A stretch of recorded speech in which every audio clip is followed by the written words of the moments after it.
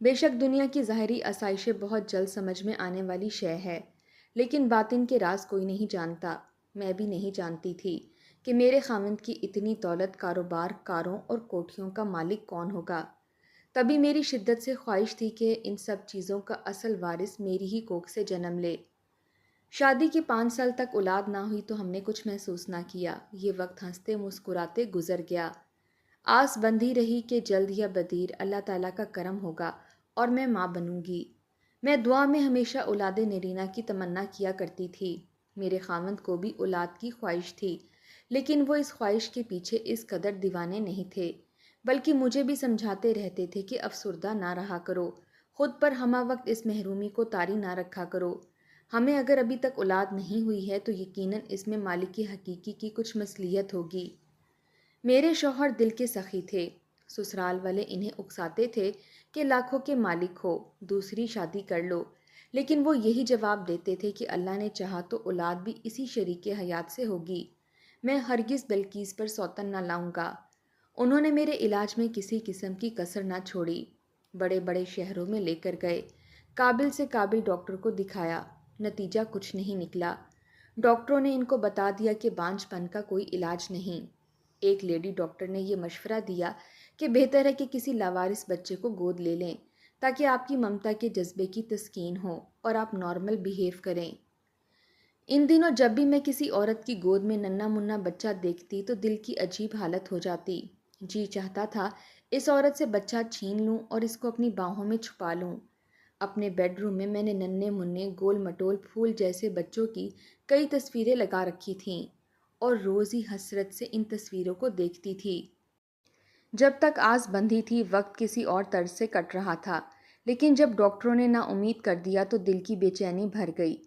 شوہر نے بہت دلجوئی کی، دن رات سمجھاتے تھے کہ غم نہ کرو، ہم اپنی دولت اور جائیداد فلاحی کاموں کے لیے وقف کر جائیں گے، جو ہمارے مرنے کے بعد بھی ہمارے لیے صدقہ جاریہ کا کام کریں گے۔ لیکن میرے جی کو ان کی کوئی بات نہیں لگتی تھی۔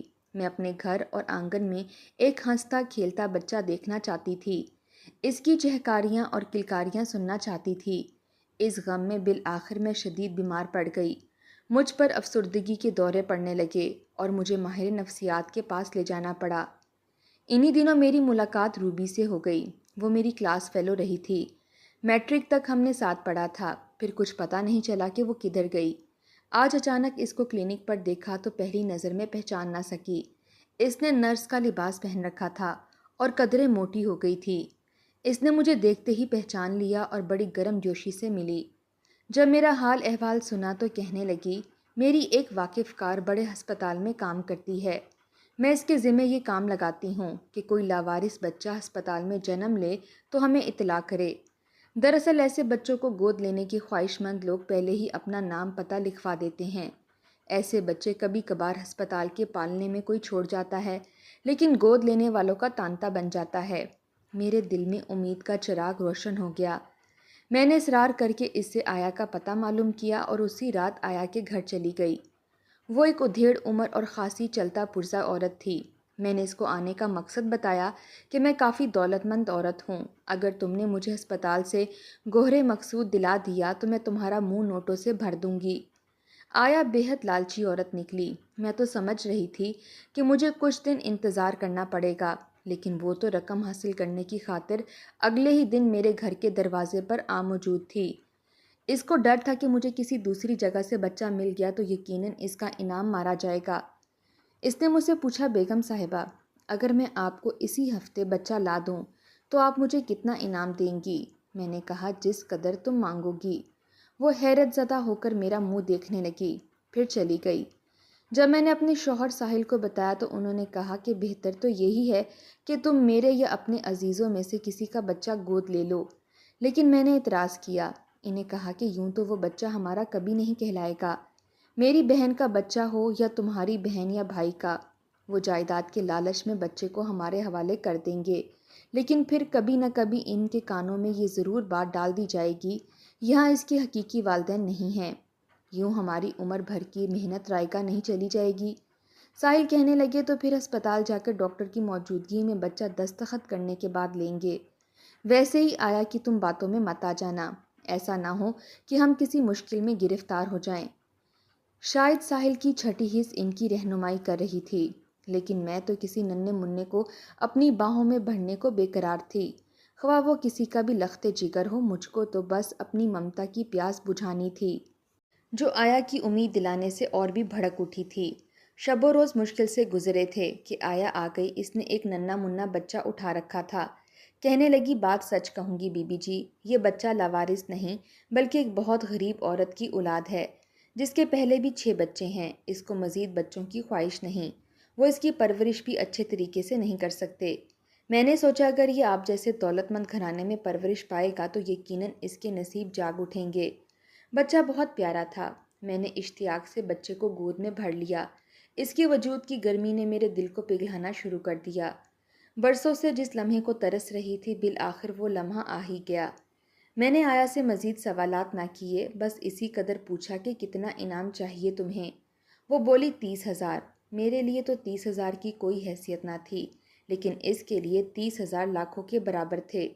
میں نے رقم اس کو پکڑا دی۔ وہ دوبارہ آنے کا کہہ کر چلی گئی۔ مجھے اس بات سے کوئی غرض نہ تھا کہ یہ بچہ کس کا ہے، اس کے ماں باپ کون ہیں، آیا اس کو کسی ماں کے پہلو سے چرا کر تو نہیں لائی، اور ماں پر بچے کی گمشدگی سے کیا بیت رہی ہے۔ مجھے تو بس ایک خوبصورت اور صحت مند بچہ مل گیا تھا، جو صرف 1 دن کا تھا۔ دوپہر کو پیدا ہوا اور اسی رات آیا نے میری جھولی میں بھر دیا تھا۔ میں بہت خوش تھی، جیسے سارے جہاں کی دولت مجھے مل گئی ہو۔ میں خوشی سے پھولے نہیں سما رہی تھی، جیسے میں تو آج مکمل ہو گئی تھی۔ میں چاہتی تھی کہ ابھی اور اسی وقت فون کر کے ساحل کو خوشخبری سنا دوں کہ ہمیں ہمارے بڑھاپے کا سہارا اور جائیداد کا وارث مل گیا ہے، لیکن ایسا نہ کر سکی کیونکہ ان کے رد عمل سے بھی ڈر رہی تھی۔ وہی ہوا جس کا ڈر تھا۔ شام کو جب وہ گھر آئے اور میں نے ان کو یہ خوشخبری سنائی تو انہوں نے بچے کو گود میں لینے کی بجائے مجھ پر سوال کی بچھاڑ کر دی۔ میں گھبرا کر رونے لگی، تب وہ نرم پڑ گئے اور مجھے پیار سے سمجھانے لگے کہ بلقیس، تمہیں سمجھ کیوں نہیں آتی؟ ہمیں نہیں معلوم کہ اس کی ماں کون ہے، یہ کس ماں کا لخت جگر ہے۔ کیا پتہ یہ بچہ چرایا گیا ہو، اور کسی کا لخت جگر کو چرا لینا ایک انسانیت سوز فعل ہے۔ ہم پر اغوا کا کیس بھی بن سکتا ہے۔ کوئی خوشی سے اپنا دے دے تو اور بات ہے، لیکن اگر یہ کسی ایسے والدین کا بچہ ہے جن کی لا علمی میں اٹھا کر لے آیا گیا ہے تو یہ اذیت والی بات ہے۔ اس کے والدین کے دل پر تو قیامت گزر جائے گی۔ غرض جس قدر ساحل سمجھا سکتے تھے انہوں نے سمجھا لیا، مگر میں بچے کو لوٹانے پر راضی نہ ہوئی، بلکہ اور زیادہ رونا دھونا شروع کر دیا۔ مجھے اس قدر جذباتی دیکھ کر وہ خاموش ہو گئے، کیونکہ میں پہلے ہی کافی بیمار تھی۔ بہرحال انہوں نے اس قدر کہا کہ دیکھو بلقیس، برے کام کا انجام اچھا نہیں ہو سکتا۔ میں تم کو جذباتی صدمہ نہیں دے سکتا، لیکن تمہارے اس جرم میں مجھے جبراً شریک ہونا پڑ رہا ہے، جس کا مجھے افسوس ہے۔ انہوں نے ہمیشہ میری ہر ضد کے سامنے ہتھیار ڈالے تھے۔ ان کی خاموشی نے میرا حوصلہ دو چند کر دیا۔ میں نے خوشی سے آنسو صاف کیے اور اسی وقت ننھے منھے کے لیے خریداری کرنے کے لیے نکل کھڑی ہوئی۔ 1 ہفتے بعد آیا آئی اور مجھے کہنے لگی، بیگم صاحبہ، دراصل میں نے آپ کو اصل حقیقت سے آگاہ نہیں کیا۔ میں نے آپ کی خاطر جان پر کھیل کر یہ کام کیا تھا۔ بچے کی ماں کی بری حالت تھی۔ میں نے رات کو بچہ پالنے سے اٹھایا اور گٹھری کی طرح بغل میں دبا کر نکل گئی تھی۔ شکر ہے کسی نے توجہ نہیں دی تھی، ورنہ میں بے موت ماری جاتی۔ بچے کے ماں باپ بہت غریب تھے، وہ کسی کا کچھ نہیں بگاڑ سکتے تھے، اسی لیے میں نے ان کا بچہ چرا لیا۔ صبح 4 بجے انہیں پتہ چلا کہ بچہ پالنے میں نہیں ہے۔ بیگم صاحبہ، وہ ابھی تک ہسپتال کے چکر ہی لگا رہے ہیں۔ ساحل کی چھٹی حص صحیح تھی، جیسا کہ انہوں نے کہا تھا بالکل ویسا ہی ہوا۔ یہ بچہ آیا نے چرایا تھا، ورنہ اتنی جلدی کسی نامولود بچے کا انتظام کرنا بہت مشکل کام تھا۔ میں نے آیا کو آنے جانے کا خرچہ دیا اور کہا کہ بس اب یہاں تم کافی دنوں تک مت آنا، کہیں ایسا نہ ہو پولیس تمہاری نگرانی کر رہی ہو اور کسی کو شک ہو جائے۔ میں نے اپنے ملازمین سے بھی یہی کہا تھا کہ یہ بچہ میری بھانجی کا ہے، وہ بیمار ہے اس لیے مجھے دیا ہے۔ کچھ دن تک میں ڈری سہمی رہی، آس پڑوس والوں کو بھی مشکوک نہ ہونے دیا۔ پھر میں نے اس بچے کی خاطر رہائش تبدیل کر لی اور ہم شہر سے نسبتاً دور نئی کوٹھی میں آ گئے۔ قدرت کے اس حسین تحفے کا نام میں نے مراد رکھا تھا۔ اس کی پرورش میں نے بہت ناز و نم سے کی۔ حقیقی ماں کا پیار دیا اور ساحل نے تو حد ہی کر دی۔ وہ مرد تھے لیکن انہوں نے مجھ سے بھی زیادہ مراد کو چاہا، حتیٰ کہ جب وہ چھوٹا تھا تبھی ہم نے اپنی زندگی میں سب کچھ اس کے نام کر دیا تھا تاکہ کوئی بھی رشتہ دار ہمارے پاس جائیداد کی خاطر اس سے نہ الجھے۔ کہتے ہیں جن بچوں کو ماں باپ کا پیار ملے وہ سنور جاتے ہیں۔ ہم نے اسی مقولے پر عمل کیا لیکن ہماری فکر غلط ثابت ہوئی۔ اللہ جانے اس کی تربیت میں ہم سے کیا کوتاہی ہوئی کہ ہمارے لاڈ پیار نے اسے سنوارنے کی بجائے بگاڑ کر رکھ دیا۔ اس نے FSC کے بعد پڑھائی چھوڑ دی۔ ساحل نے بہت زور لگایا لیکن صاحبزادے نے کالج کا رخ نہ کیا۔ انہوں نے کہا کہ اس کو بیرون ملک اعلیٰ تعلیم کے لیے بھجوا دیں، مگر مراد کا رجحان پڑھائی کی جانب تھا ہی نہیں۔ وہ تو پڑھنے سے بھاگتا تھا، اعلیٰ تعلیم کے لیے بیرون ملک کیا جاتا۔ اس کے بعد وہ آوارہ گردی کرنے لگا، صبح کار لے کر نکل جاتا، رات گئے آتا۔ غلط قسم کے دوستوں نے اس کو سیدھے راستے سے بھٹکا دیا تھا۔ ساحل تمام دن کاروبار میں مصروف رہتے تھے، اس کی نگرانی نہیں کر سکتے تھے۔ یہ میرا فرض تھا کہ اس پر نظر رکھتی، لیکن میں اس کی کوتاہیوں کو ساحل سے چھپاتی اور ان پر پردہ ڈالتی تھی۔ مبادا ساحل اس کا جیب خرچی نہ بند کر دیں یا کوئی پابندی لگا دیتے، تب میرے لاڈلے کے تیور بگڑ جاتے۔ ممکن ہے کہ وہ خفا ہو کر گھر سے ہی نکل جائے۔ وقت گزرتا رہا، کبھی ملک میں تو کبھی کاروبار کے سلسلے میں ملک سے باہر ساحل چلے جاتے اور اپنا دفتر مراد کے سپرد کر جاتے، مگر وہ ادھر توجہ ہی نہ دیتا۔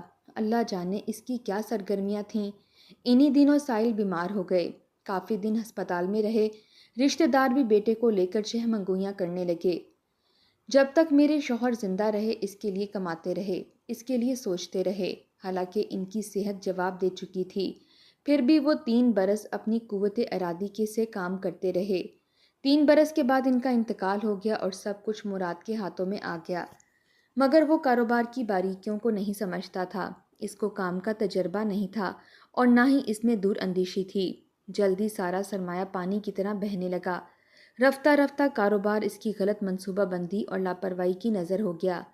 بالآخر 2 سال بعد ہم ایک بہت بڑی چلتی ہوئی فرم سے محروم ہو گئے۔ اس کے بعد تو وہ عیاشیوں میں ہی پڑ گیا۔ اس نے خوب گل چھڑے اڑائے۔ میں سمجھاتی تو مجھ سے جھگڑ پڑتا۔ ہمارے کچھ قریبی رشتہ داروں نے اس کے کان بھرے کہ وہ ہمارا حقیقی بیٹا نہیں ہے بلکہ لے پالک ہے۔ شاید وہ اس بات کا انتقام لینے پر تلا تھا۔ اس نے دن رات بازار حسن کے چکر لگانے شروع کر دیے اور بالآخر وہی کام ہو گیا۔ مراد ہر وقت نشے میں دھت رہنے لگا۔ مجھ کو پرانے ملازم آ کر بتاتے، میں دعائیں کرتی کہ اللہ اس کو عقل دے اور اس کو رائے راست پر لے آئے، مگر اس کو عقل نہیں آئی۔ میرے شوہر کی برسوں کی محنت سے کمائی ہوئی دولت اس نے 4 دن میں اڑا کر خود کو اور مجھے کنگال کر دیا۔ دولت کی تو اپنی شان ہوتی ہے، یہ ہو تو طمانینت رہتی ہے کہ انسان کو کسی کے آگے ہاتھ نہیں پھیلانا پڑتا، کسی کی محتاجی نہیں رہتی۔ لیکن دولت جانے کے غم سے زیادہ مجھے تکلیف مراد کی بے حسی، بے راہ روی اور آخر میں نشے کی عادت تھی، جس نے میرا روحانی اور قلبی سکون بھی لوٹ لیا۔ ہم کوڑی کوڑی کے محتاج ہو گئے اور میں رشتہ داروں کے سامنے ہاتھ پھیلانے پر مجبور ہو گئی۔ مراد کی تکلیف مجھ سے دیکھی نہیں جاتی تھی جب وہ نشے کی خاطر ماہی بے آب کی طرح تڑپتا تھا۔ نشہ ایسی بلا ہے جو جوانی کی رعنائیوں کو نکل جاتی ہے۔ مراد بھی بہت جلد اپنے انجام کو پہنچ گیا اور ایک روز نشے کی وجہ سے وہ ایک ویران اور گندی گلی میں دم توڑ گیا۔ اس کے مرنے کا صدمہ میں نے کیسے سہا یہ میں ہی جانتی ہوں۔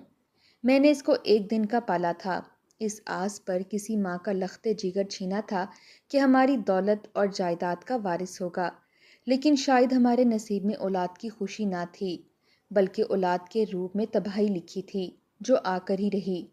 اولاد ماں باپ کے بڑھاپے کا سہارا ہوتی ہے۔ اب کہ بڑھاپا 2 دھاری تلوار کی طرح مجھ پر جھکایا تھا، میں بے سہارا اور بے آسرا ہوں، نہ خاوند رہا، نہ جائیداد اور نہ ہی بیٹا۔ جس کی خاطر میں نے اتنے دکھ سہے، وہ خوشی بھی مجھ سے چھن گئی۔ آج میں اس نتیجے پر پہنچی ہوں کہ ضروری نہیں اولاد بڑھاپے میں کام آئے اور جائیداد کی وارث ہو۔ کبھی کبھی اولاد بڑھاپے میں ایسے ساتھ چھوڑ جاتی ہے جیسے برے وقت میں اپنا سایہ بھی انسان سے جدا ہو جاتا ہے۔ آج دولت یاد نہیں آتی لیکن سکھ بھرے دن ضرور یاد آتے ہیں کہ بڑھاپے میں دال روٹی کی محتاجی ایک عذاب ہے، لیکن اس سے زیادہ دکھ اس بات کا ہے کہ مراد بھی میرے پاس نہیں ہے۔ قدرت انسان کو اس کے اعمال کی سزا دیتی ہے، میرے نصیب میں اولاد تھی ہی نہیں، کیونکہ قدرت جانتی تھی کہ اگر میرے ہاں اولاد ہوئی تو وہ میرے اور میرے شوہر کی بربادی کا باعث بنے گی۔ لیکن انسان اللہ کی مصلحتوں کو نہیں پہچانتا، وہ اس کی رضا میں راضی نہیں ہوتا۔ اگر میں اپنے بانجھ پن اور بے اولادی کو اس وقت تقدیر کا لکھا مان لیتی، اپنے نصیب پر شاکر رہتی، تو شاید آج میرا بڑھاپا اور میری زندگی سکھ چین سے گزرتا۔ لیکن میں نے کسی کا لخت جگر جدا کر کے اپنی گود بھری تھی، اس لیے یہ خوشی مجھے راس نہیں آئی۔